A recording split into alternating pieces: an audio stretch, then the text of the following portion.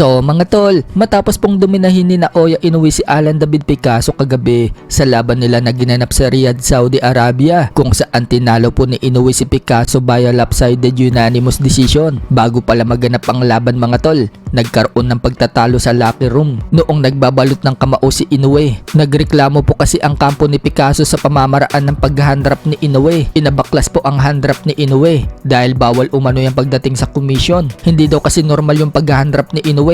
Makikita na may extrang tape na nakabalot sa kamao ni Inoue na hindi inaalaw sa Saudi. Pero pagdating sa Japan, alaw naman yung ganyang klaseng pag-handrap. Kaya walang nagawa si Inoue mga tol kundi tanggalin at ulitin yung pagbabalot niya sa kamao. At dahil dyan, marami ngayon na mga boxing fans ang nagsasabi na kaya daw pala hindi na knockout ni Inoue itong si Picasso dahil pinalitan daw ang handrap nito. Kung hindi daw yung pinalitan, tiyak na knockout daw itong si Picasso. Sa sobrang dami nga daw na tinanggap ni Picasso na malalakas na suntok, hindi man lang daw bumagsak itong si Picasso. Kaya daw pala gustong gusto ni Inoue na sa Japan siya lumalaban dahil nasusunod daw ang gusto nitong pagbabalot sa kamao. Pero may mga fans naman po ni Inoue ang nagsasabi na kahit daw pinalitan ang handrap ni Inoue, talo pa din naman daw itong si Picasso. Bugbog sarado daw ang inabot nito kay Inoue. Samantala, sa post-fight press conference, sinabi ni Inoue na hindi daw siya satisfied sa performance niya na pinakita sa laban. Inaasahan kasi mga tol na pababagsakin niya itong si Picasso pero hindi niya nagawa. Maganda daw kasi ang depensa ni Picasso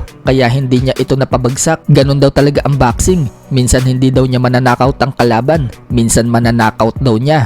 Pero makikita mga tol na walang kagalos-galos ang mukha ni Inoue. Sa kabilang banda naman mga tol, matapos din pong manalo si Casimero kagabi kay Japanese Tomoshikoshi sa Japan, kung saan tinapos po niya ang hapon sa loob lamang ng 5th round. Tumawag po si Legend Manny Pacquiao kay Casimero pero hindi natin alam mga tol kung ano yung pinag-usapan nila. So malamang kinongrats ni Manny Pacquiao si Casimero sa pagkapanalo nito. May mga nagsasabi naman mga tol, mukhang hudyat na daw yan para bumalik si Casimero sa MP promotion para maikasa na ang laban na inaasam-asam ni Casimero, ang laban dito kay Naoya Inoue na pinaboran naman ng mga ibang boxing fans para daw matigil na ang pamamayagpag na Inoue sa boxing. Subalit mukhang malabo mangyari yan mga tol dahil may kontrata pa si Casimero sa Kameda Promotion. Pagkakaalam po natin, may 1 hanggang 2 laban pa siyang natitira sa Kameda Promotion. Speaking of Kameda Promotion mga tol, sinabi ni Casimero sa promoter niya na sana daw bigyan na umano siya ng big fight sa susunod nitong laban. Kung kaya nga daw ni Koki Kameda na ibigay sa kanya itong si Luis Nery, mas maganda daw yan. Total, iisang promotion lang naman daw sila ni Luis Nery. Kwento nga din po ni Casimero ang laban niya dito kay Tom.